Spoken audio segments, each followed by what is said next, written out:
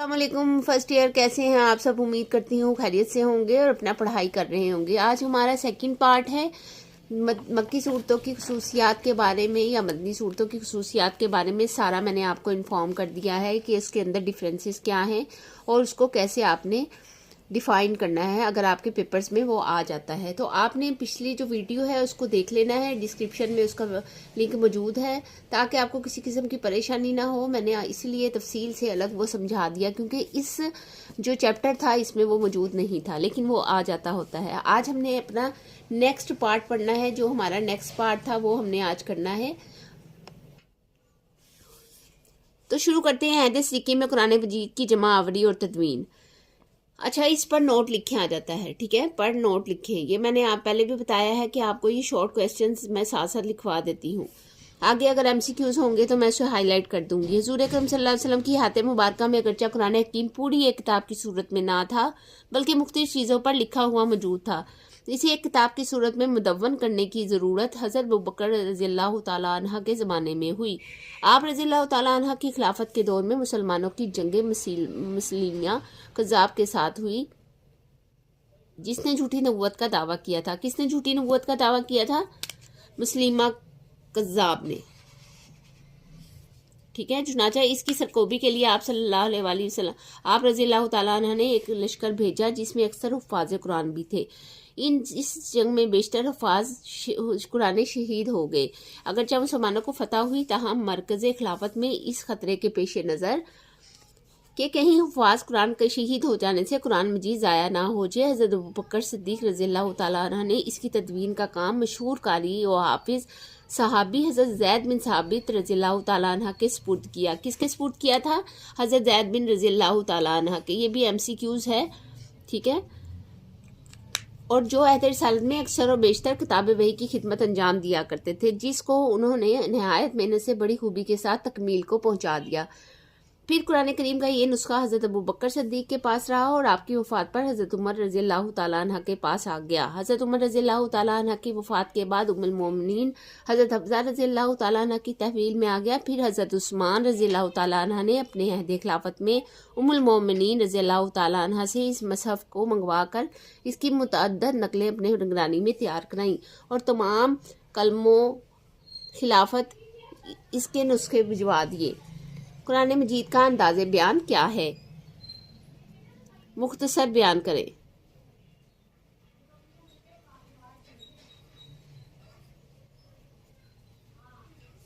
قرآن کا انداز بیان بے حد پیارا اور دلکش ہے۔ جس نے یہ پڑھا تو ہر کوئی سننے کے لیے اس کی طرف مائل ہو جاتا ہے۔ اس کلام میں بلاغ کی تاثیر ہے، یہ دل کی گہرائیوں میں اترتا ہے۔ اس کے چھوٹے چھوٹے جملوں میں بے شمار معانی اور مطالب پوشیدہ ہیں۔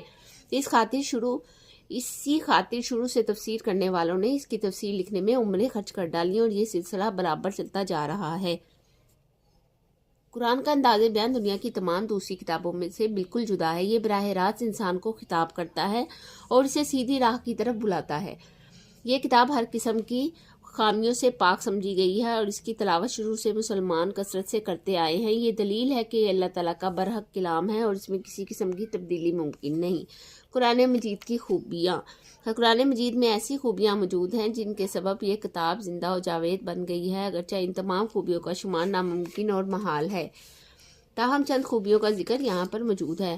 قرآن مجید کی خوبیاں بیان کریں، ٹھیک ہے۔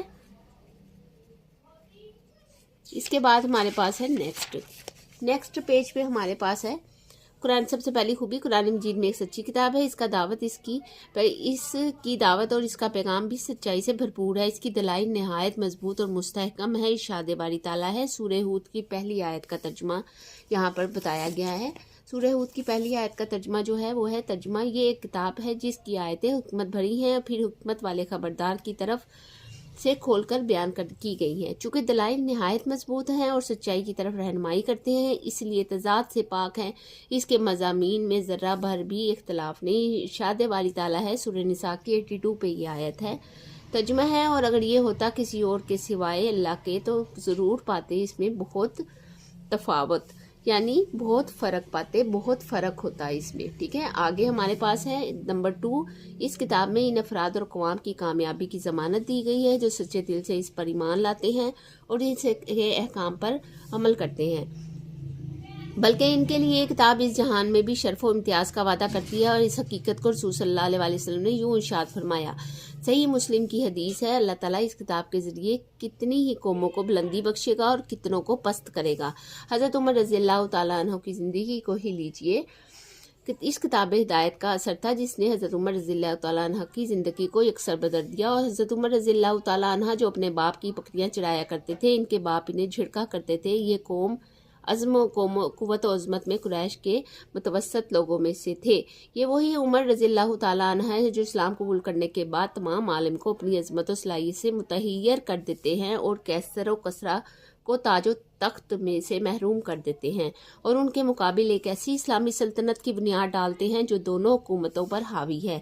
تدبیر سلطنت میں ہمیشہ کے لیے وہ رہنما اصول مقرر کرتے ہیں جن پر ساری دنیا فخر کرتی ہے۔ اتنی بڑی سلطنت کے سربراہ ہونے کے باوجود ورائے تقویٰ میں بے مثل ہیں۔ حقیقت یہ ہے کہ جو شخص اس قدر اس کتاب کے قریب ہوگا، اسی قدر اسے شرف و امتیاز نصیب ہوگا، اور اس کے مقابل جو شخص جس قدر اس کتاب کی تعلیمات سے روگردانی کرے گا، اسی قدر وہ ذلت اور خواری کا شکار ہوگا۔ علامہ اقبال رضی اللہ رحمۃ اللہ نے اپنی مشہور نظم شکوہ میں مسلمانوں کے موجودہ ذلت اور خواری کا اس طرح نقشہ کھینچا ہے۔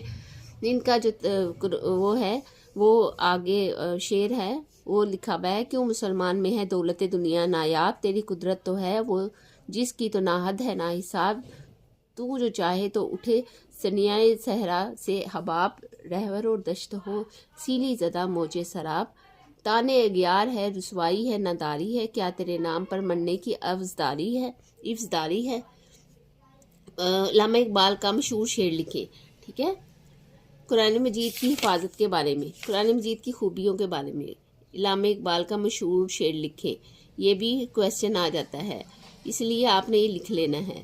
خوبیوں کے بارے میں قرآن مجید کا علامہ اقبال کے بارے میں کوئی شعر، علامہ اقبال کا کوئی شعر لکھیں، ٹھیک ہے۔ یہ آپ دیکھ لیجئے گا، یہ شارٹ میں آ جاتا ہوتا ہے، پھر بھی آپ اس کو پڑھ لیجئے گا، ٹھیک ہے۔ آگے ہمارے پاس تھوڑا ہی رہ گیا ہے، اگلا جو شعر ہے وہ بھی اسی طرح سے ہے۔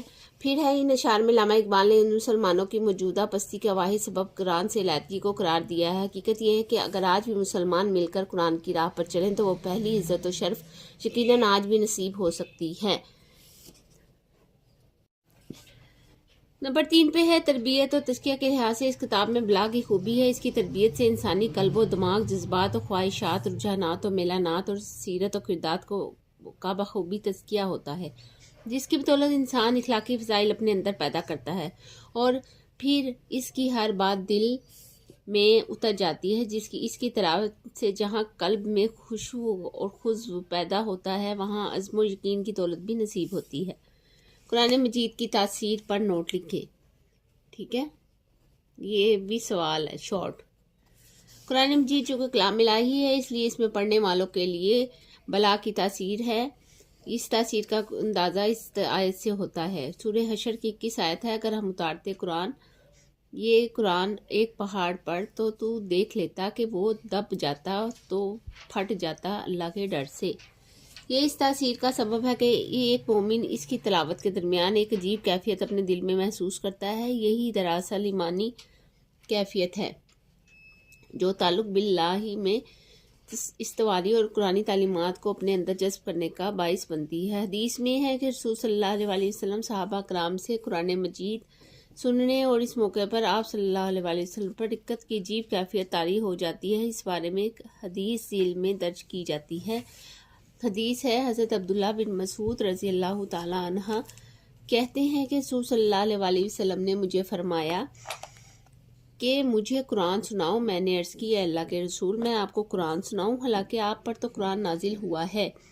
آپ صلی اللہ علیہ وآلہ وسلم نے فرمایا کہ میں اوروں سے قرآن سننا پسند کرتا ہوں، چنانچہ سورہ نساء پڑھنے لگا۔ جب میں اس آیت پر پہنچا، سورہ نساء کی 41 آیت ہے، اس کا ترجمہ ہے، پھر کیا حال ہوگا جب بلاویں گے ہم ہر امت میں سے احوال کہنے والا، اور بلاویں گے ہم بلاویں گے تجھ کو ان لوگوں پر احوال بتانے والا۔ تو آپ صلی اللہ علیہ وآلہ وسلم نے فرمایا بس کر دو۔ میں نے آپ صلی اللہ علیہ وسلم کی طرف نظر اٹھا کر دیکھا تو آپ صلی اللہ علیہ وآلہ وسلم کی آنکھیں اشکبار تھی۔ قرآن کی تلاوت کے دوران صحابہ رضی اللہ تعالیٰ عنہ کی کیا کیفیت ہوتی تھی، اس بارے میں مشہور مفسر ابن کثیر اپنی تفسیر میں یوں لکھتے ہیں، وہ نہ چیختے تھے اور نہ تکلفات سے کام لے کر کسی مصنوعی کیفیت کا مظاہرہ کرتے تھے، بلکہ وہ ثبات و سکون، ادب و خشیت میں اس قدر ممتاز تھے کہ ان کی صفات میں ان کا کوئی برابری نہ کر سکا۔ تفسیر ابن کثیر جلد 4 صفحہ نمبر 51 پر یہ حدیث موجود ہے۔ مومن کا دل تلاوت قرآن کے وقت جہاں کانپ اٹھتا ہے، اس کے ساتھ اس کے دل میں سکون کی کیفیت بھی طاری ہوتی ہے۔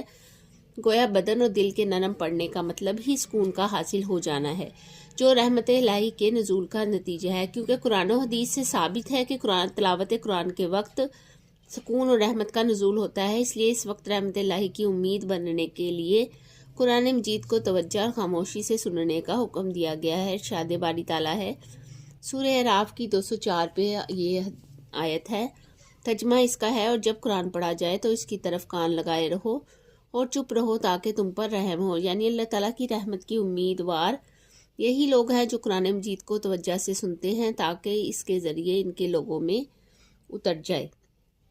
یہاں تک ہمارا جو قرآن پاک کا تھا سلسلہ، قرآن پاک کی صورتوں کی خصوصیات کا، یہ کمپلیٹ ہو گیا۔ اس میں کافی میں نے شارٹ آنسر کویسچنز آپ کو لکھوائے ہیں اور کافی چیزیں آپ کو بتائی ہیں، اور امید کرتی ہوں کہ یہاں تک آپ کو سارا سمجھ آ گیا ہوگا۔ نیکسٹ اپنے لیکچر میں ہم تعارف حدیث کریں گے اور اس کے بارے میں جانیں گے۔ جو تعارف حدیث ہے وہ بھی امپورٹنٹ کویسچن ہے، جو میں نے آپ کو پہلے کروایا ہے، ٹھیک ہے، وہ اس میں سے 3 طرح کے سوالات آئیں گے اور میں نے آپ کو اٹیمپٹ بھی کروا دیے ہیں۔ امید کرتی ہوں کہ آج کی جو لیکچر ہے، آج کی جو ویڈیو ہے وہ آپ کو سمجھ میں آئی ہوگی۔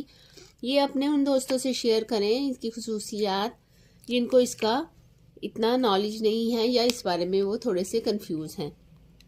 اپنا بہت سارا خیال رکھیں۔ نیکسٹ ویڈیو میں حدیث کی ویڈیو کے ساتھ ملتے ہیں۔